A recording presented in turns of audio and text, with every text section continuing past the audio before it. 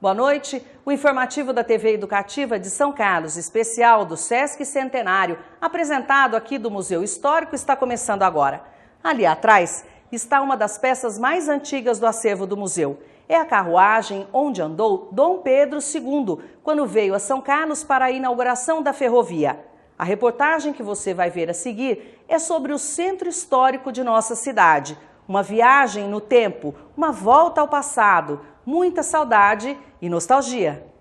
Quem nos leva no passeio pelas páginas da história da São Carlos do Pinhal é uma guia do Centro Integrado de Turismo de São Carlos, o CIT.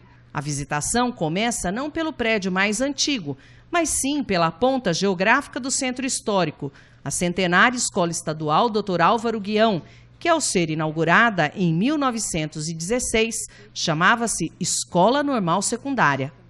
O nome, em homenagem ao secretário de Educação do Estado de São Paulo na época, Álvaro Guião, foi dado apenas em 1939. O busto em bronze na entrada do jardim da escola é dele. Aliás, para definir o paisagismo do jardim, por volta de 1932, foi feito um concurso entre os alunos da escola. Mário Tolentino, anos depois vereador em São Carlos, foi o vencedor. A construção do Instituto Dr. Álvaro Guião demorou 3 anos e não foi à toa. O madeiramento das portas e janelas é de Pinho de Riga, cidade da antiga República Iugoslava. Entalhada à mão, ela está nas portas, janelas, corrimãos, escadas. O piso é cerâmica francesa. O mármore que resiste no prédio é italiano.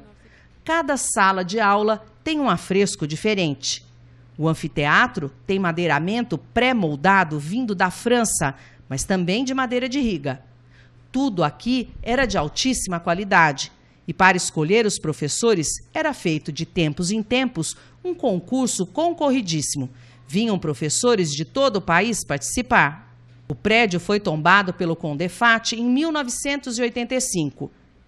Descendo a avenida, chegamos ao edifício Euclides da Cunha, construído em 1900 para abrigar o Fórum e a cadeia municipal. Ele não era desse lado na 7 de setembro, o Fórum era na Avenida São Carlos e era bem menor.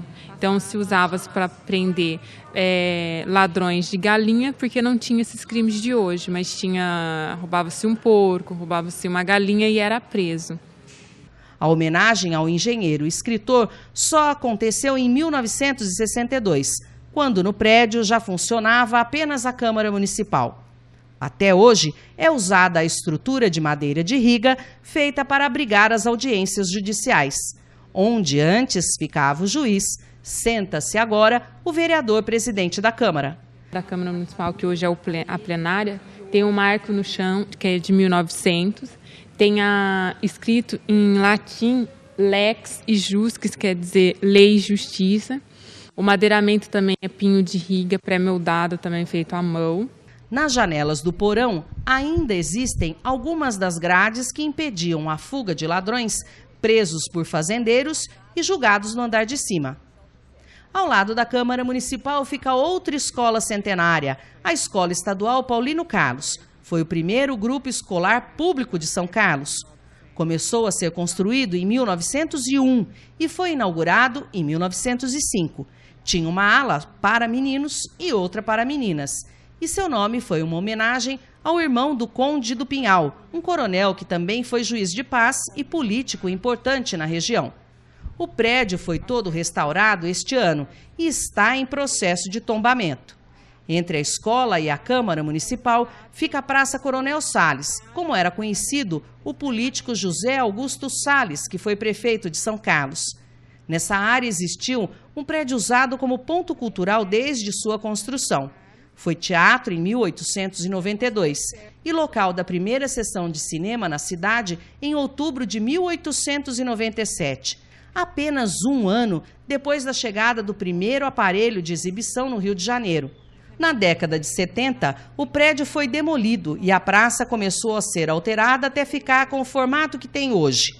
Do outro lado da Avenida São Carlos, podemos ver a sede social do São Carlos Clube, inaugurada em 1948. Em estilo greco-romano, o prédio abrigou a elite da cidade. Nele, durante décadas, não foi permitida a entrada de negros, uma divisão comum na época. Continuamos descendo a Avenida São Carlos, até chegarmos ao Palacete Conde do Pinhal, onde hoje funciona a Prefeitura Municipal. Sua construção começou em 1890 e só terminou em 1893, sendo usada como residência urbana do Conde do Pinhal e de sua família. Nele, após a morte do conde, funcionou o Colégio São Carlos, a Câmara Municipal e a Prefeitura. Está tombado pelo Condefat desde 1997, ano também da sua primeira restauração. A Prefeitura Municipal, de 1893, ela foi restaurada em 1998. Ela tem afrescos de David Cassinelli nas paredes. A arquitetura também é totalmente diferente. Nós vamos poder estar entrando aqui no palacete. As escadas, o madeiramento, as portas são de pinho de riga também. Tem uma parte do lustre bem aqui no comecinho, que são de cristais verdadeiros da época. Passamos para o outro quarteirão, onde fica a Catedral de São Carlos. Construída no mesmo local onde existia a primeira capela da cidade, naquele tempo apenas uma vila. A catedral foi inspirada na Basílica de São Pedro, em Roma. Os vitrais foram assinados por Elmar e têm símbolos significativos para a época de sua construção, na década de 20.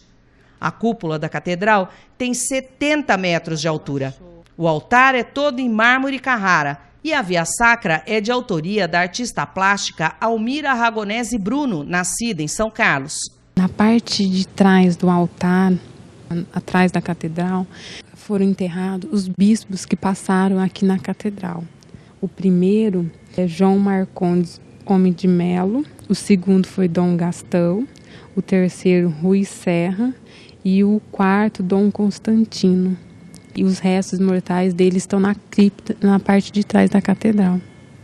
Em frente fica a Praça Coronel Paulino Carlos, o primeiro jardim público da cidade, construído pelo Conde do Pinhal e cheio de marcos e comemorações. Passamos pelo Palacete Bento Carlos de Arruda Botelho, construído pelo irmão mais novo do Conde do Pinhal no final do século XIX e conhecido pelo luxo e por abrigar reuniões republicanas. Do outro lado da Rua Dona Alexandrina fica o prédio também do final do século XIX, construído por Sebastião de Abreu Sampaio, neto da irmã do Conde do Pinhal.